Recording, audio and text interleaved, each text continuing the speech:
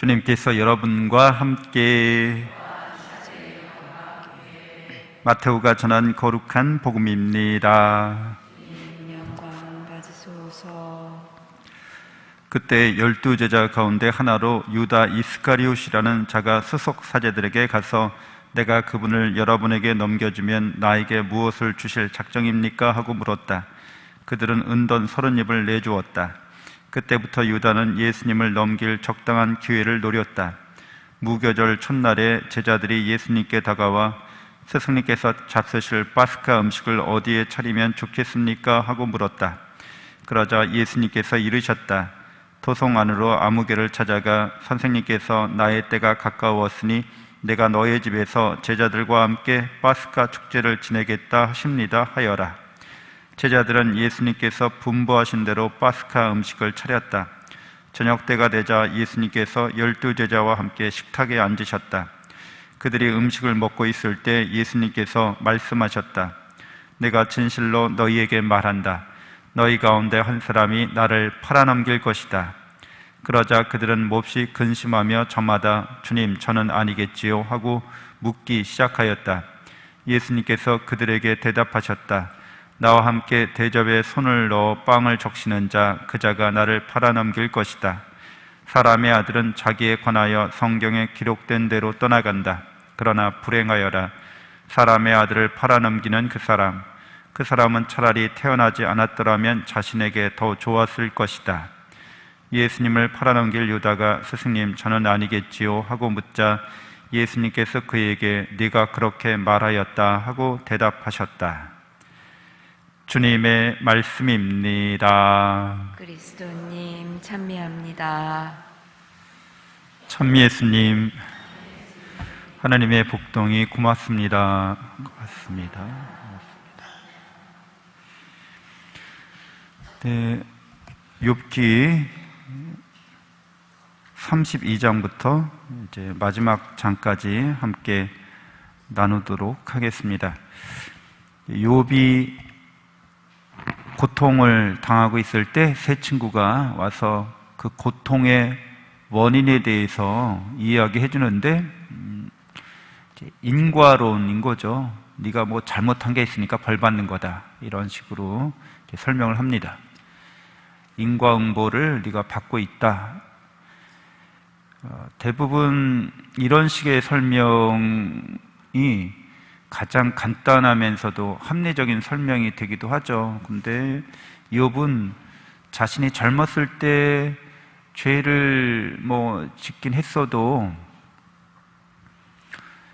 자신이 평생 살아오면서 의롭게 살려고 노력했는데 그리고 그렇게 살아왔다고 자부하는데 이것은 형평성에 어긋난다는 거죠. 그래서 이제 계속 그런 면에 대해서 이야기하지만 세 친구들은 아니야, 네가 모르는 죄가 있어. 이제 이런 식으로 계속해서 이야기하니까 결국 여기에서 세 친구의 답변이 끝나고 이제 엘리후가 등장합니다. 엘리후는 이제 젊은 사람으로서 장로들이죠. 이렇게 나이 많은 분들이 이야기하니까 등장하지 않고 있다가 여기서 이제 갑자기 이렇게 등장하게 되는데 엘리후가 하는 말들은 하느님께서 욥에게 직접 나타나셔서 하시는 말씀 중에 일부를 먼저 이제 이야기하고 있어요. 그러면서 욥에 대해서 당신이 오류를 범하고 있다, 진리에서 어긋나 있다 이렇게 얘기합니다. 34장에 욥의 오류라고 나와 있는데 하느님께서 욥 당신이 의롭게 살았는데 불의하게 재판하신다, 심판하신다 이렇게 주장하고 있는데 그렇기 때문에 당신의 그런 주장은 사람들로 하여금 하느님으로부터 떠나게 한다 이런 거예요. 결국 34장 9절에 하느님과 잘 지내봐야 사람에게는 이득이 없는 법 이런 주장을 하고 있다는 거죠.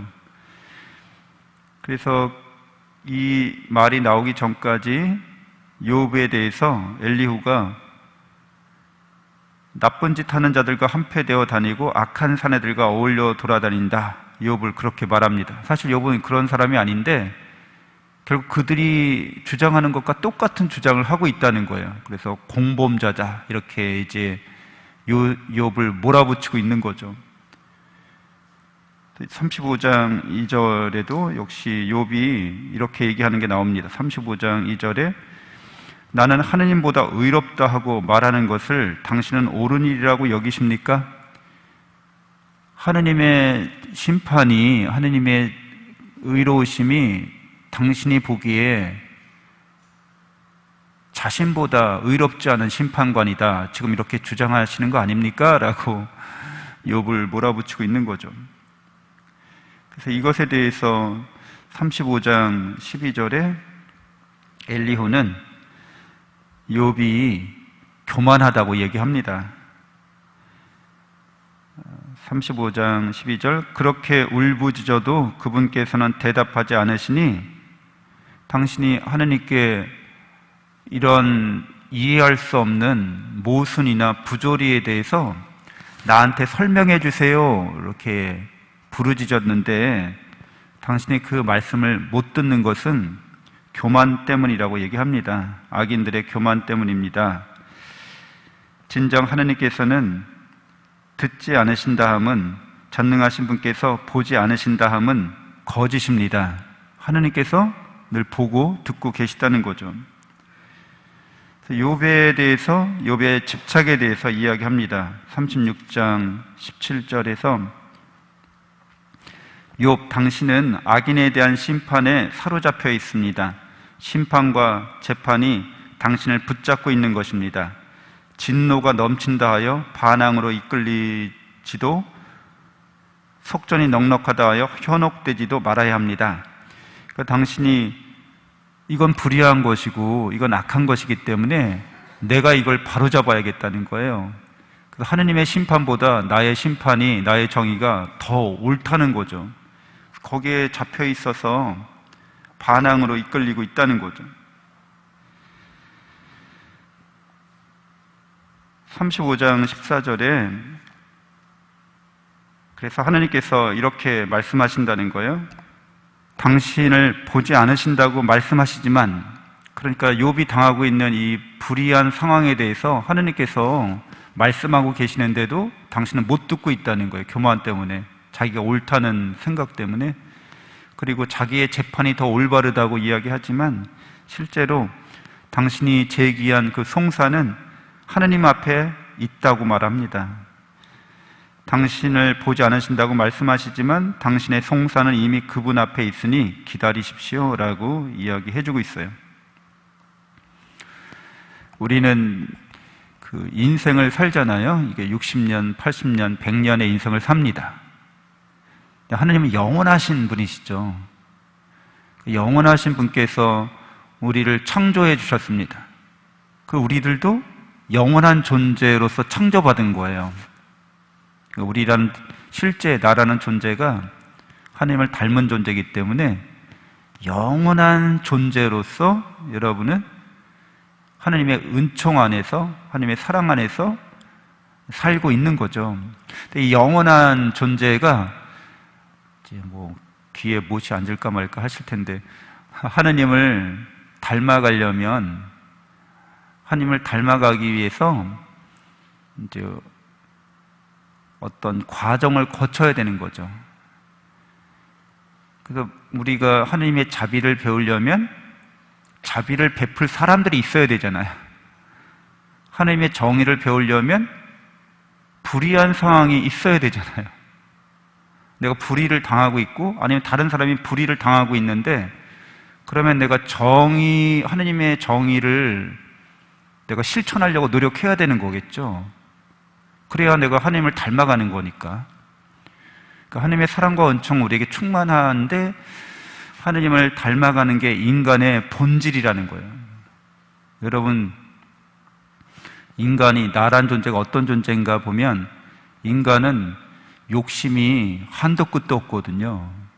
그렇죠? 여러분들 다, 난 욕심 없어. 욕심 없는 사람들 보려면 저 공동묘지에 가면 돼요. 거기 욕심 없는 사람들 거기 이게 살아있는 사람이 욕심이 없다. 거짓말이죠. 배고프면 당장 먹고 싶고 먹을 때 좀 더 잘 먹고 싶은 마음이 있지. 아유, 나는 그냥 순대만 채우면 돼. 이렇게 얘기하는 사람 물론 있어도 그 욕심이 전혀 없는 건 아니에요. 어떻게든 난 숨만 쉬면 돼. 숨을 쉬더라도 더 좀 잘 숨을 더 잘 쉬고 싶은 거죠. 호흡하고 싶은 거지. 숨만 붙어 있으면 돼. 다 거짓말이죠. 그러니까 욕심이 있는데 그런 욕심이라는 게 도대체 동물들보다 이렇게 이해할 수 없을 정도로 인간 욕심이 많다는 거예요. 동물들은 그냥 먹고 자기가 먹고 배부르면 더 이상 욕심이 부리지 않죠. 욕심을 부린다 한들 욕심을 채울 수도 없어요, 걔네들은. 근데 인간은 욕심을 부릴 뿐더러 욕심을 채우기 위한 방법을 강구합니다. 그래서 어떤 사람은 돈이 천문학적으로도 많은데 평생 쓰고도 남고 뭐 자식들 손잡고 뭐 많은데 계속 돈에 집착하는 거죠. 이해할 수 없는 집착인 거예요. 중독 현상을 일으켜요. 욕망 때문에. 이렇게 인간이 이 욕망을 갖고 있는 이유를 자체 내에서는 설명할 수가 없어요. 왜 인간은 이렇게 욕망 덩어리지? 우리가 하느님을 이런 욕망이 해소될 수 있는 유일한 탈출구가 있어요. 하느님을 닮아가는 길이에요, 그 길이. 하느님처럼 되는 거예요, 그 길이. 그래서 하느님을 닮아가는 이 욕망은 하느님이 되고자 하는 욕망이고, 뭔가를 이렇게 자유롭게 하고 싶은 거죠. 자유롭게 뭔가를 하고 싶은 거예요. 자유롭게 한다는 거는 뭔가를 새롭게 만들어내고 싶고 자기를 표현하고 싶은 거죠. 근데 그렇게 하는 길은 하나님을 닮아가는 길이고 하나님을 사랑하는 길밖에 없어요. 사랑을 통해서 가능한 거예요, 그게. 근데 이게 오류가 나면 하나님을 사랑하지 않고 그런 일을 하려고 하는 거예요. 그러면 이제 그게 죄가 되고 악이 되고 이제 모순이 되고 부조리하게 되는 거죠. 우리가 이렇게 여러분들 인생이 내 인생이 60년, 80년, 100년 이렇게 정해져 있잖아요. 그 인생 지나고 나면 금방이잖아요. 아니 내가 벌써 나이가 이렇게 됐네? 지나온 세월 되돌아보면 한순간이라고도 할 수 있죠, 사실은. 여러분이 저도 마찬가지고 다 죽을 때가 되면 한순간입니다. 실제로 시간이라고 하는 것은 현대 과학자들이 밝힌 바에 따르면 시간은 존재하지 않아요. 과거, 현재, 미래가 이렇게 흘러가는 것처럼 보이지만 실제로 시간은 존재하지 않는다는 거예요. 물리학적으로 그래요.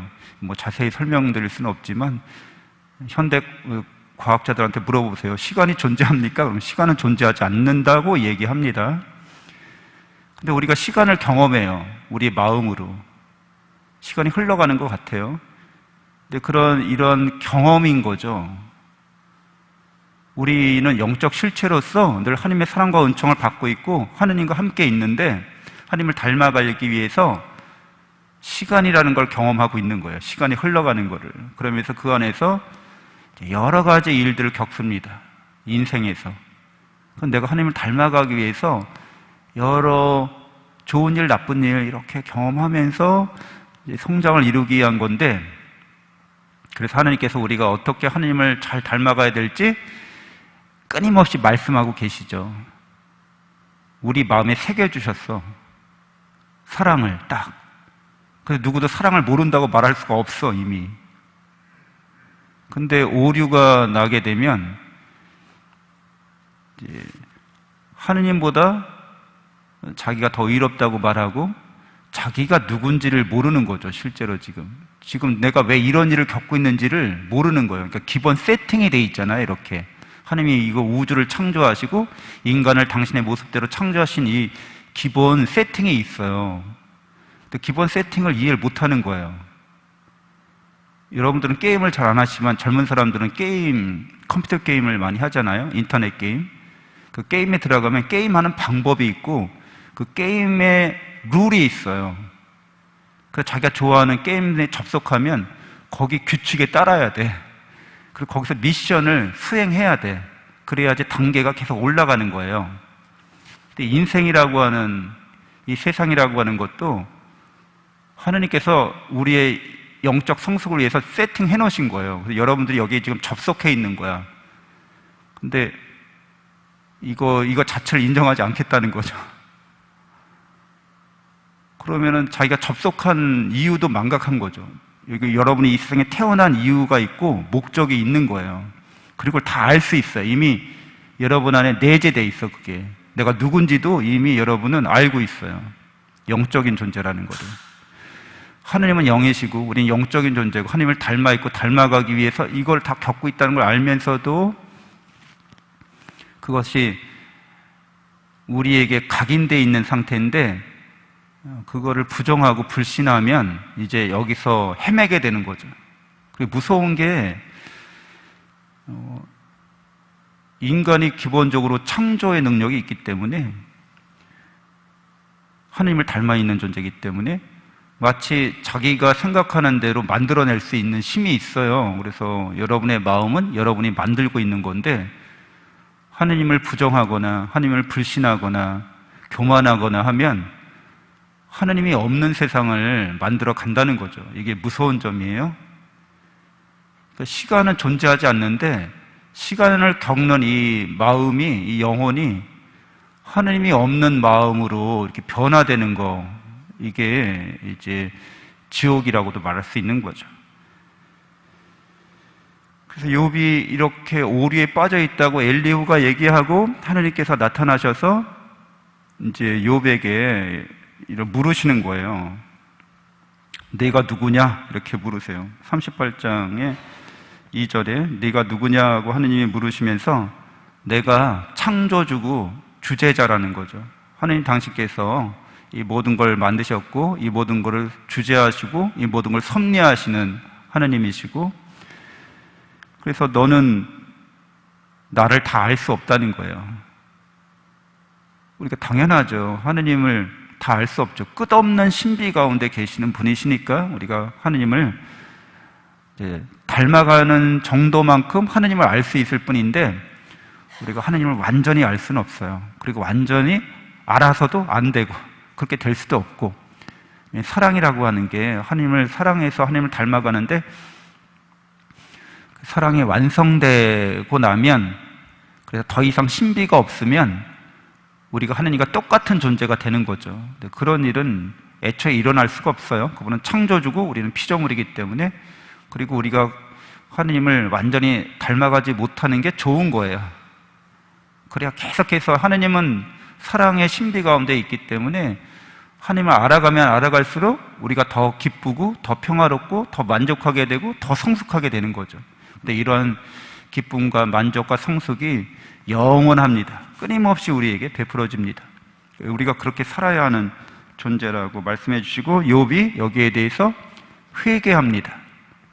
그래서 제가 하느님을 42장에 이제 나오죠.